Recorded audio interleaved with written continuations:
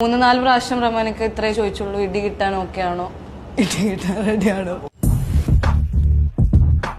The best part about this character is that boxing ആണ് ജീവിതം എന്ന് പറഞ്ഞു നിൽക്കുന്ന ഒരു കുട്ടിയാണ്.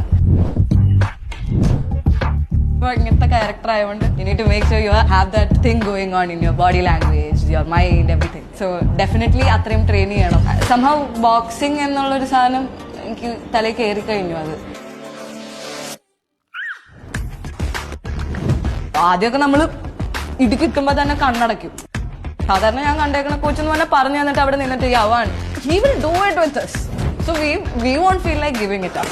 എന്റെ ആദ്യത്തെ pad work the best. I still have the video. Like ഒരൊറ്റ സ്പീഡിൽ രണ്ടുപേരും കൂടി കണക്ട് ആവുന്നത് അത് ഭയങ്കര എനിക്ക് നോക്കൗട്ട് എന്ന് പറഞ്ഞ സാധനം ചെയ്യണോ എന്നുള്ളതായിരുന്നു.